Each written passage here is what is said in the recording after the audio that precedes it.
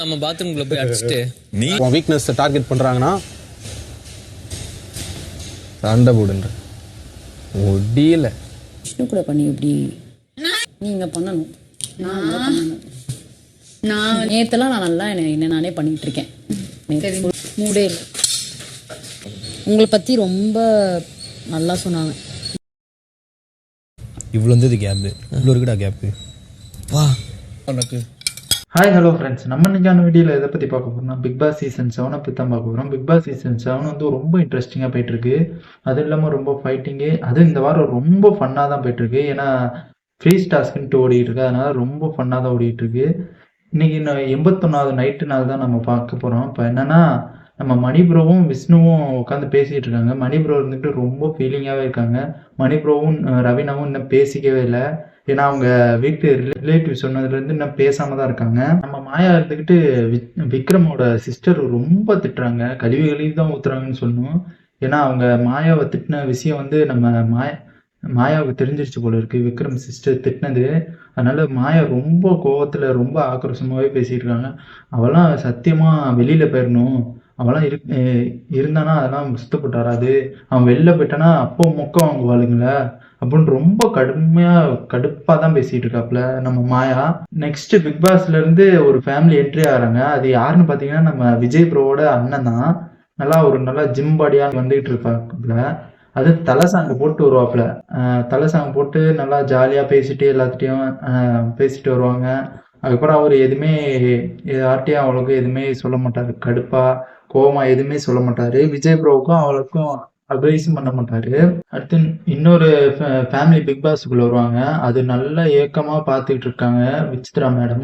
இன்னொரு பக்கத்து நம்ம விசித்ரா வந்துட்டு மணிகிட்ட புலம்பிக்கிட்டு இருக்காங்க, எங்க வீட்டு ஃபேமிலியில இருந்து இன்னும் வரவே இல்லை, எங்க வீட்டு ஃபேமிலியில இருந்து எல்லா ஃபேமிலியிலும் வந்துட்டாங்க, எங்க வீட்டு ஃபேமிலியில இருந்து மட்டும்தான் வரல, மெயினா எங்க வீட்டு ஃபேமிலி தான் ஃபர்ஸ்ட் அமுச்சு விட்டுருக்கணும், ஏன் அவங்க இப்படி பண்றாங்கன்னு எனக்கு தெரில. அதுக்கு மணி ப்ரோ சொல்றாரு, விடுங்க மேடம் நம்ம வெயிட் பண்ணி பார்த்துக்கலாம் அப்படின்னு சொல்றாங்க. வெயிட் பண்ணி பார்த்தா தான் ஒரு எக்ஸ்பீரியன்ஸோட இருக்கும், நல்லா ஒரு ஃபன்னா இருக்கும் அப்படின்னு சொல்றாங்க. அதுக்கப்புறம் இன்னொரு ஆள் நம்ம பிக் பாஸ்க்கு என்ட்ரி ஆகிறாங்க.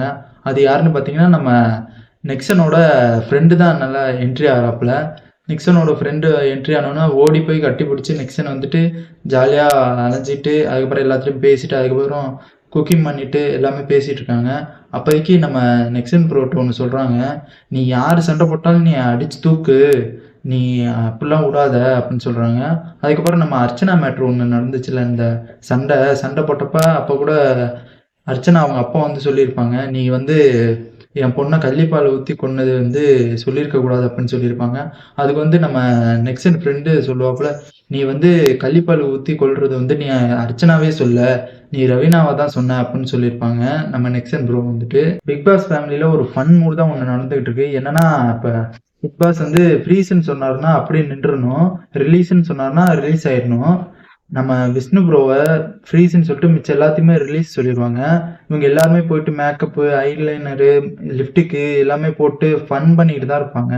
அடுத்து நம்ம பூர்ணிமா கரெக்டாக விஷ்ணு ப்ரோவை ரிலீஸ்ன்னு சொல்லிட்டு நம்ம பூர்ணிமா போயிட்டு கையை பிடிச்சிருவாங்க. விஷ்ணு ப்ரோ பிடிச்சிக்கிட்டு இருக்கும்போது கரெக்டாக ஃப்ரீஸ்ன்னு சொல்லிடுவாங்க. பூர்ணிமா விஷ்ணு ஃப்ரீஸ்ன்னு சொல்லிட்டு ரெண்டு பேத்துக்குமா அழகாக ஒட்டினாப்புல மேக்கப் போட்டு ஜாலியாக ஃபன் பண்ணிக்கிட்டு இருப்பாங்க.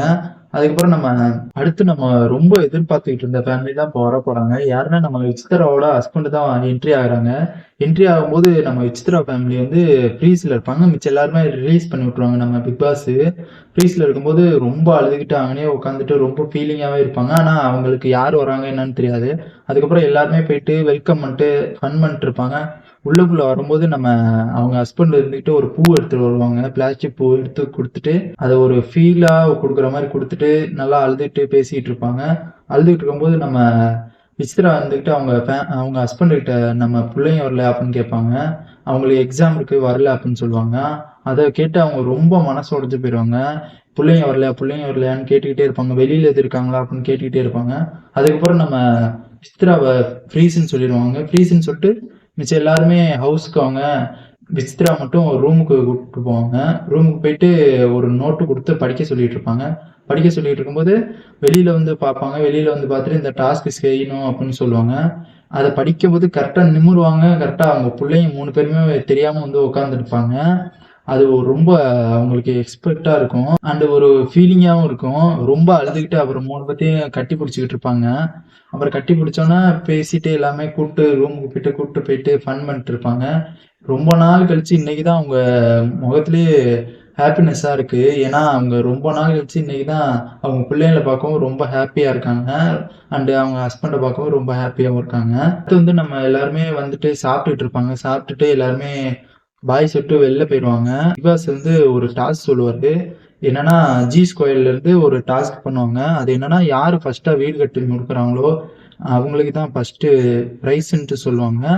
அதை வந்து நம்ம பிக் பாஸ் டீம் ஜெயிச்சிருவாங்க.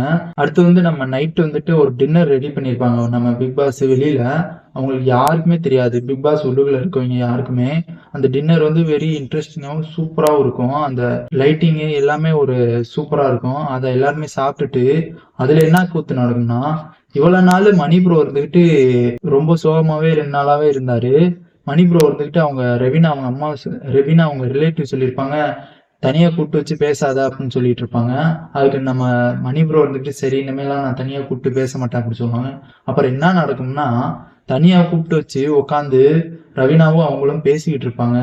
இனிமேல் என்ன நடக்க போகுதுன்னு தெரில. நாளைக்கு ரவீனா வீட்டு ஃபேமிலி வரும்போது தான் தெரியும். ஆப் அடிக்கிறது எல்லாமே மணிக்கு. இப்போ ஃபீல் பண்ண மாட்டாங்க. இப்போ உட்காந்து ஜாலியாக பேசிக்கிட்டு தான் இருக்காங்க. இந்த வீடியோ இதோட முடிச்சுக்கலாம். நெக்ஸ்ட் வீடியோவில் பார்க்கலாம். ஓகே, பாய்.